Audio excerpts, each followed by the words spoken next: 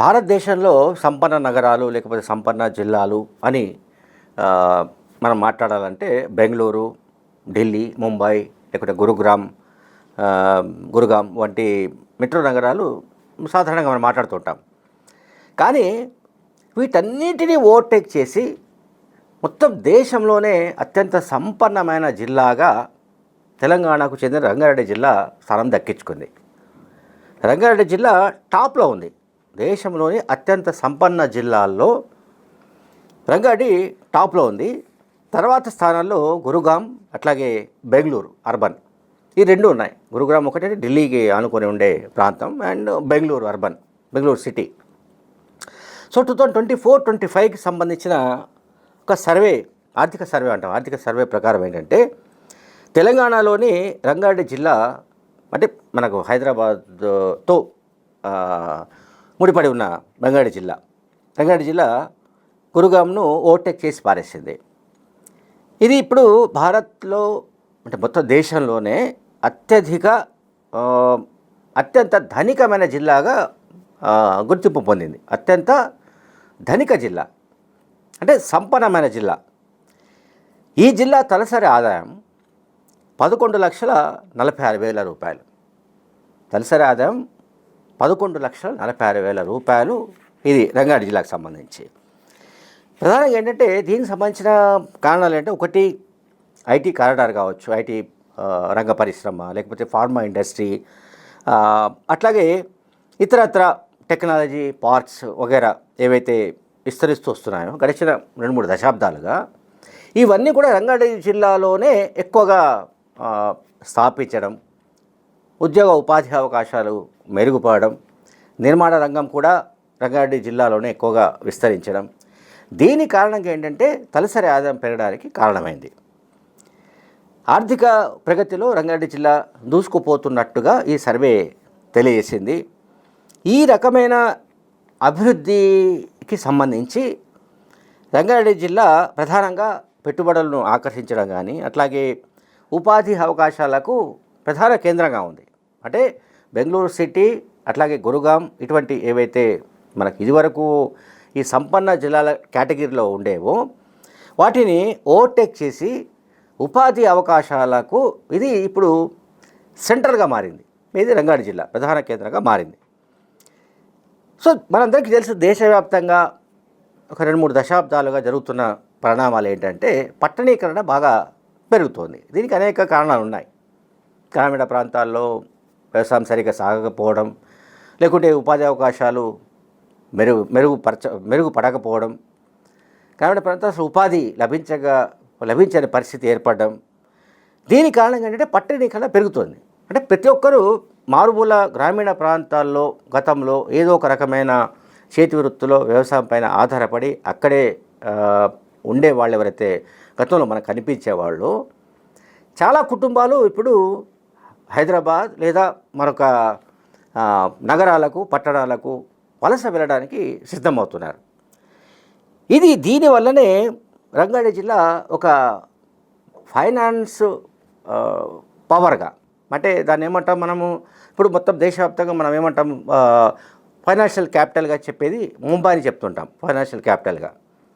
Now Telangana వరకు financial క్యాపిటల్గా రంగారెడ్డి జిల్లాను మనం చెప్పుకోవచ్చు. ఆర్థిక శక్తిగా ఇది మారింది రంగారెడ్డి జిల్లా. తర్వాత దీంట్లో ఇంకొక యాంగిల్ ఏంటంటే నైపుణ్యం ఉన్నవాళ్ళు, అంటే ఎనీ టైప్ ఆఫ్, అంటే వీడు ఐటీ ఇండస్ట్రీస్ అయినా, ఫార్మా అయినా, మరొకటైనా నైపుణ్యం ఉన్న వాళ్లకు మాత్రమే ఉద్యోగ అవకాశాలు లభిస్తాయి. సో అటువంటి వాళ్ళు కూడా ఎక్కువ మంది ఇతర రాష్ట్రాల నుంచి కూడా మన దగ్గరికి రావడం అనేది జరుగుతోంది. ఇది హైదరాబాద్ అంటే హైదరాబాద్ రంగారెడ్డి రెండు కలిసే ఉన్నాయి. మామూలుగా రంగారెడ్డి అంటే ఇంకెక్కడో లేదు, అది హైదరాబాద్తోనే అంతర్భాగంగా ఉన్నట్టుగానే మనం భావించాలి. హైదరాబాద్ అంతగా విస్తరించింది సిటీ. ఈ సిటీ రంగారెడ్డి అంతా, అండ్ ఈవెన్ సంగారెడ్డి 50-60 కిలోమీటర్ల దూరంలోనే ఉన్న కారణంగా ఆ రంగారెడ్డి, సంగారెడ్డి, హైదరాబాద్ ఇవాళ ఈ ప్రాంతాలన్నీ కూడా అభివృద్ధి చెందడానికి కారణమవుతున్నాయి. తర్వాత ఇప్పుడు నేను చెప్పినట్టుగా ఇంతకుముందు దేశంలో అత్యంత సంపన్నమైన జిల్లా రంగారెడ్డి, ఆ తర్వాత next second place Bengaluru urban, third వచ్చేసి గౌతమ్ బుద్ధ నగర్ అంటే నోయిడా, ఫోర్త్ ప్లేస్ వచ్చేసి సోలానాన్ దాని పేరు అంటే హిమాచల్ ప్రదేశ్లో ఉంది.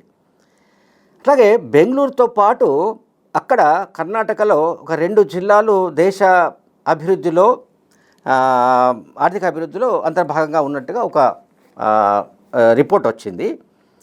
అండ్ స్టార్టప్స్ కానీ లేకపోతే ఆల్రెడీ ఇక్కడ ఉన్న కొన్ని సంస్థలు, ఇది ప్రైవేట్ రంగ సంస్థలు కానీ ఎక్కువగా హైదరాబాద్ అండ్ బెంగళూరు అంటే రంగారెడ్డి జిల్లా, బెంగళూరు ఈ 2 నగరాల్లోనే ఎక్కువగా విస్తరించడానికి, ఎక్కువగా స్థాపించడానికి ప్రయత్నాలు జరుగుతున్నాయి. అవి సక్సెస్ రేట్ కూడా పెరుగుతోంది.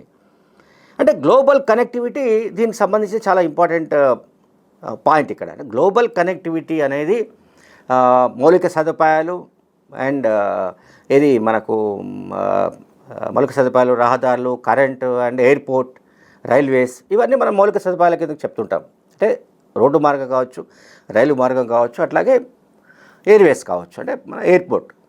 ఇటువంటి సౌకర్యాలున్న నగరాల్లో ఇవాళ హైదరాబాద్ ముందున్నట్టుగా భావించాలి. అందువల్ల రంగారెడ్డి జిల్లా టాప్లో వచ్చింది. And global connectivity plus Pratibha centralise కావడం వల్ల అంటే టాలెంట్ పీపుల్, అంటే నేను చెప్పినట్టు స్కిల్ పీపుల్ అనండి, టాలెంటెడ్ వర్కర్స్ అనండి, టాలెంటెడ్ ఎంప్లాయీస్ అనండి, వీళ్ళ వల్ల కూడా ఇది నిరంతరం అభివృద్ధి దిశగా దూసుకుపోతోంది రంగారెడ్డి జిల్లా. సో విద్య, ఉపాధి, ఉద్యోగ అవకాశాలకు హైదరాబాద్ రంగారెడ్డి జిల్లా ఎక్కువగా ఉన్న కారణంగా ఈ మూడింటికి విద్య కావచ్చు, ఉపాధి, ఉద్యోగ అవకాశాలకు ఇది సెంట్రల్గా మారడం వల్ల, సెంట్రలైజ్ కావడం వల్ల రంగారెడ్డి జిల్లా ఈ రకమైన అభివృద్ధిలో దూసుకుపోతున్నట్టు అండ్ అది దేశంలోనే ఇవాళ రిచెస్ట్ జిల్లాల్లో ఒకటిగా అంటే టాప్లో ఫస్ట్ ప్లేస్ని దక్కించుకున్నట్టుగా ఈ ఆర్థిక సర్వే తెలియజేసింది. అయితే ఇక్కడ ఒక ట్విస్ట్ ఉంది. చిన్న ట్విస్ట్ ఏంటంటే ఇదంతా మా వల్లనే జరిగింది, మేము 10 ఏళ్లలో మొత్తం మా రక్త మాంసాలు ధారపోసి ఈ రకంగా ఈ అభివృద్ధి చేశామని బీఆర్ఎస్ పాలక వర్గాలు అంటే బీఆర్ఎస్ పార్టీ వాళ్ళు చెప్పుకుంటే, క్లెయిమ్ చేసుకుంటే మనం చేయగలిగింది ఏమీ లేదు. కానీ ఎప్పుడైనా సరే డెవలప్మెంట్ అనేది అది కంటిన్యూస్ ప్రాసెస్గా ఉంటుంది.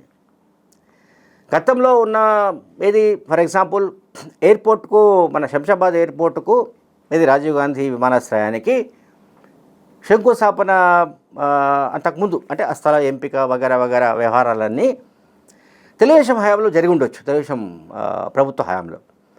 కానీ ఆ ఎయిర్పోర్టు శంకుస్థాపన, నిర్మాణం ఇదంతా పూర్తయింది వైఎస్ రాజశేఖర హయాంలో, అంటే కాంగ్రెస్ హయాంలో.